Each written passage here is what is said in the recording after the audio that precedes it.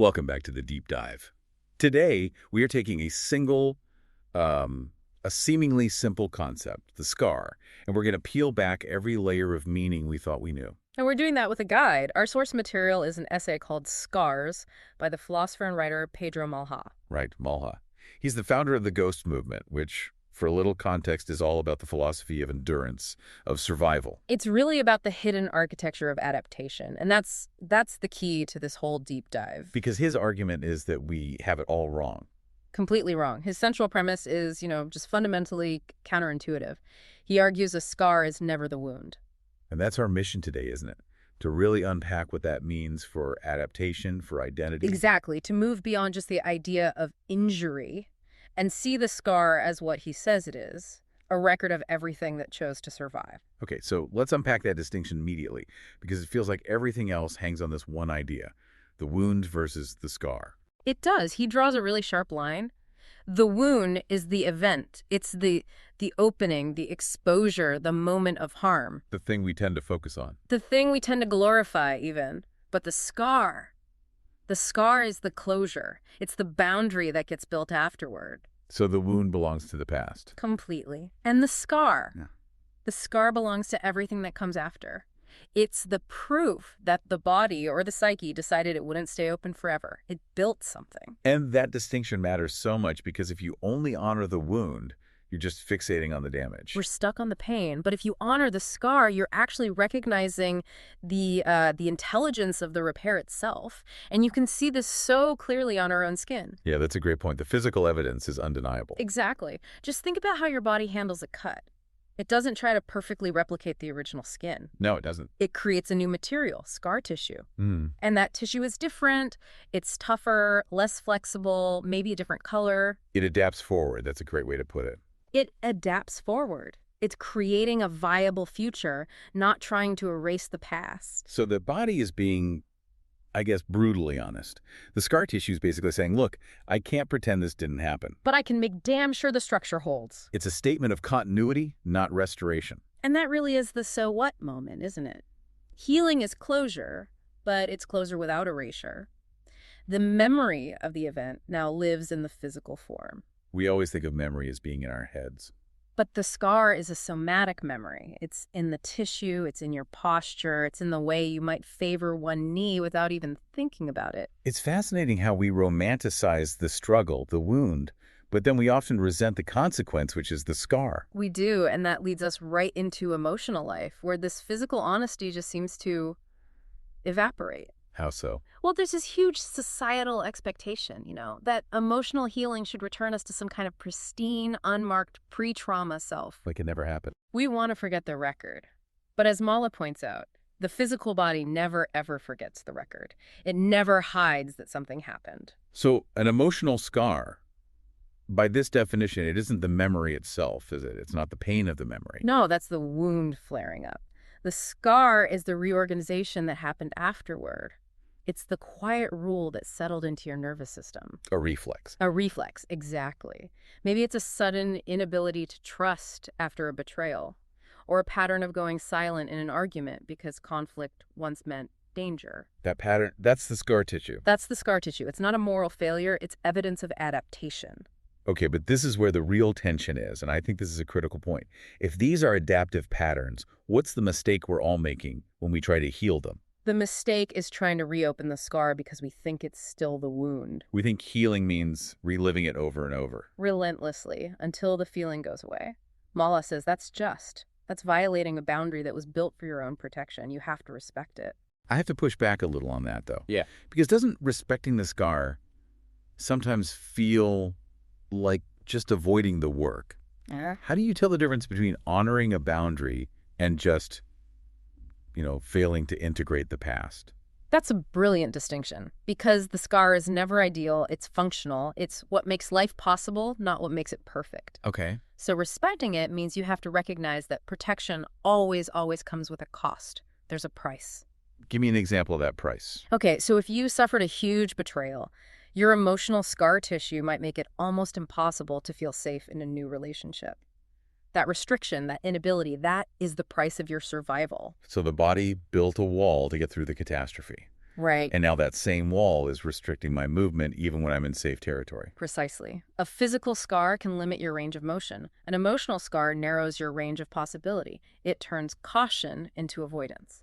So honoring it means accepting that limitation. It means accepting the price, while gently, very gently, probing its necessity now. You're not trying to tear the wall down. You're trying to teach it that its vigilance might be a little overapplied today. I think everyone can recognize a reflex like that in themselves.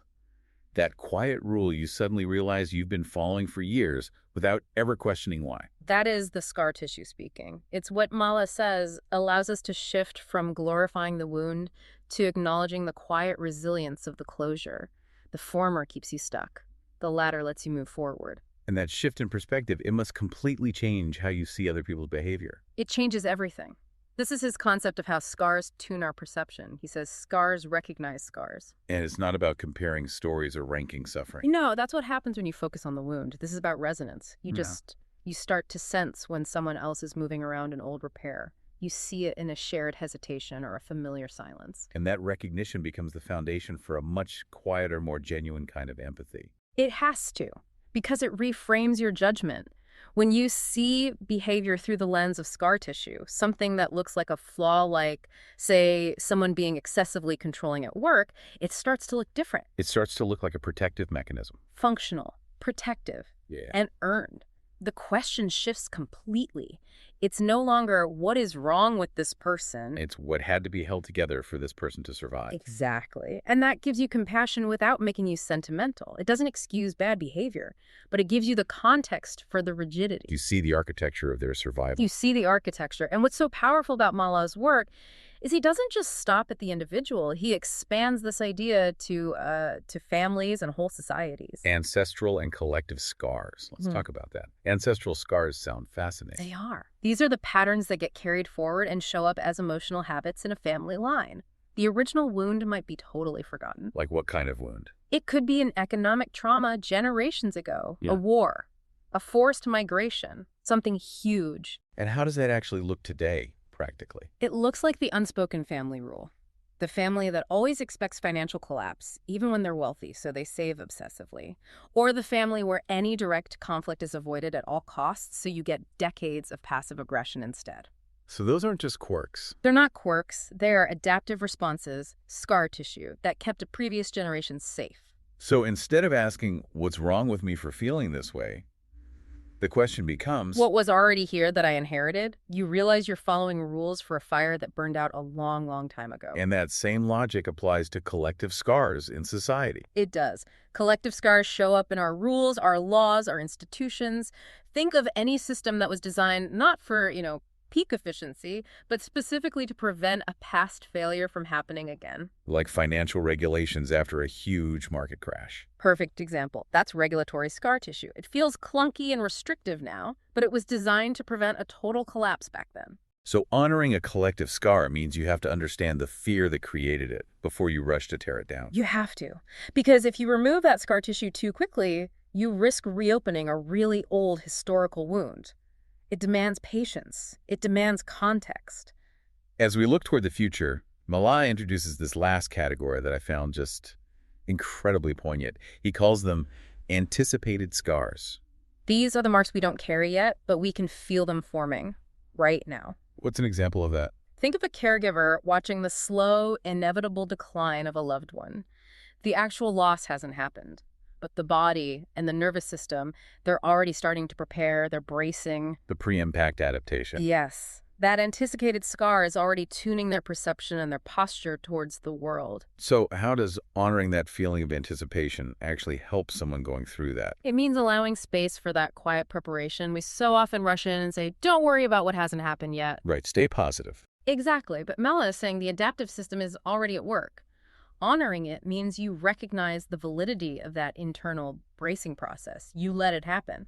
So across all these forms, physical, emotional, collective, anticipated, the function is the same. The scar lets life continue without pretending the interruption never occurred. It marks an expansion of experience. The system knows something now that it didn't know before. Which is why trying to get back to that unblemished previous self is just a fool's errand. It's completely fruitless. The body's goal isn't innocence, its goal is integrity. And part of that integrity is acknowledging that scars are, as he puts it, slow achievements. You can't rush them. That's a crucial point about the pace. How does an emotional scar actually settle? It needs repeated exposure to safety after the harm. The system built a wall, and now it needs time. It needs continuity to gently test that wall and confirm that the danger has truly passed. And that repetition allows the scar to settle. It lets it settle into its proper role, which is to inform, not to rule. So if we pull back and synthesize all of this, the entire focus just shifts, doesn't it? Yeah. It moves from what broke us, the wound, to what actually held us together, the scar. And that brings us to what you could almost call a quiet ethics of seeing. An ethics that assumes everyone you meet carries unseen marks, and you don't demand that they show them to you. You just operate with that assumption. You operate with that assumption. And honoring your own scar means letting it be part of your internal landscape, letting it inform you. So it can say, hey, be careful here, but it should never be allowed to command, never go here again. That's the perfect way to put it. It's a guidepost of earned wisdom, not a prison sentence. And that is the true power of Mollah's perspective. It invites us to stop fixating on the moment of interruption. And instead to place our attention and maybe our compassion on the record of continuity. On the edge that held. On the edge that held. That is a lot to process. It really changes how you look at the architecture of your own life or everyone else's. So maybe the final thought for you, the listener, is to just mull this over. What are the current scars you see, personal, maybe in your family or even in society, that we're all still treating like open wounds, glorifying the injury instead of honoring the deep necessary adaptation they truly represent?